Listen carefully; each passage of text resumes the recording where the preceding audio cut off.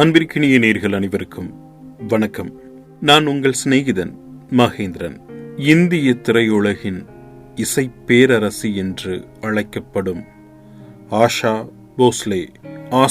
போஸ்லே வெறும் பின்னணி பாடகி மட்டுமல்ல, அவர் இந்திய இசையின் பன்முகத்தன்மையின் அடையாளம். சுமார் 80 ஆண்டுகால நீண்ட பயணத்தில் அவர் கடந்து வந்த பாதையும் படைத்த சாதனைகளும் பிரமிக்கத்தக்கவை. ஆஷா தனது தந்தை பண்டிட் தீனநாத் மங்கேஷ்கரிடம் செவ்வியல் இசையை முறையாக கற்றார்.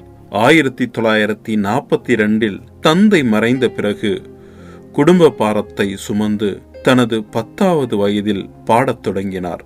ஆரம்பத்தில் அவரது குரல் லதா மங்கேஷ்கர் மற்றும் கீதா தத் போன்ற ஜாம்பாவன்களின் குரலோடு ஒப்பிடப்பட்டது. இதனால் அவருக்கு பெரும்பாலும் 2ஆம் நிலை ஹீரோயின்களுக்கு பாடக்கூடிய வாய்ப்புகளே கிடைத்தன. 1950களின் இறுதியில் PR சோப்ரா மற்றும் OP நய்யார் ஆகியோரின் இசையில் பாடிய நாயதௌர் திரைப்படம் அவருக்கு மிகப்பெரிய தீர்ப்பு முனையாக அமைந்தது. ஆஷாவின் வெற்றிக்கு பின்னால் மிகச் சிறந்த இசையமைப்பாளர்களின் பங்களிப்பும் இருக்கிறது.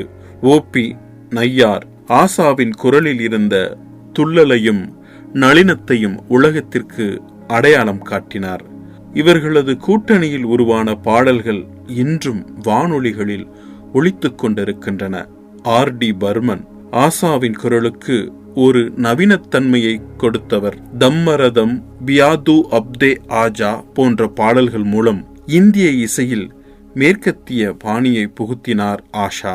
தென்னிந்தியாவிலும் குறிப்பாக தமிழில் எங்க ஊரு பாட்டுக்காரன் படத்தில் இடம்பெற்ற செண்பகமே செண்பகமே AR ரகுமான் இசையில் பல சூப்பர் ஹிட் பாடல்கள் பாடியிருக்கிறார்.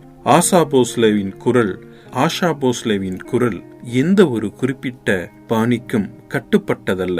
உம்ரவ் ஜான் படத்தில் அவர் பாடிய பாடல் செவ்வியல் இசையில் எவ்வளவு ஆழமானவர் என்பதை நிரூபித்தது. இதற்காக அவர் தனது குரலின் சுருதியை குறைத்து ஒரு புதிய பாணியை கையாண்டார். மேற்கத்திய இசைக்கலைஞர்களோடு இணைந்து சர்வதேச இசை ஆல்பங்களில் பங்களித்துள்ளார். தமிழ், தெலுங்கு, மலையாளம், பெங்காலி, மராத்தி, குஜராத்தி என 20க்கும் மேற்பட்ட மொழிகளில் அந்தந்த மொழிக்கே உரிய உச்சரிப்போடு பாடுவதில் வல்லமை படைத்தவர் ஆஷா போஸ்லே.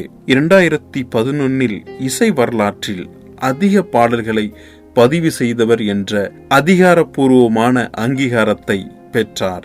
2 முறை தேசிய விருது, பிலிம்பேர் வாழ்நாள் சாதனையாளர் விருது.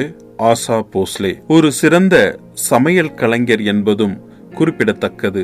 அவருக்கு சொந்தமாக துபாய் மற்றும் குவைத் போன்ற நாடுகளில் ஆசாஸ் என்ற பெயரில் உணவகங்கள் இருக்கின்றன.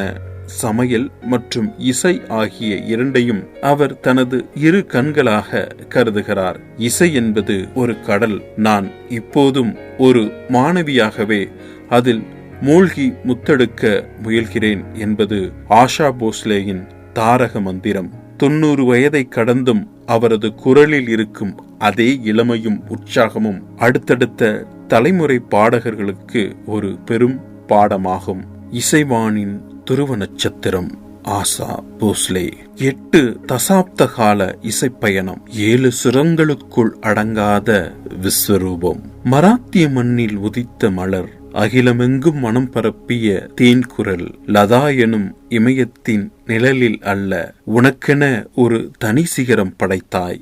20 மொழிகள் உன் நாவினில் தேனாய், கின்னஸ் சாதனையே உன் காலடி பூவாய். செண்பக பூவாய் தமிழில் பூத்தாய், மெல்லிசை மேகமாய் வானில் மிதந்தாய். காலம் மாறலாம், காட்சிகள் மாறலாம், உன் கணீர் குரல் என்றும் நம் காதுகளில் இசையின் ஆசா என்று மாறாத ஒரு திசை. ஒரு குரல் மறைந்தாலும் ஒரு காலம் மறையாது. ஆஷா போஸ்லே என்ற பெயர் இன்றும் இசையில் ஒலித்துக் கொண்டே இருக்கும். இசை பேரரசி ஆஷா போஸ்லே அவர்களுக்கு நமது இதய அஞ்சலி.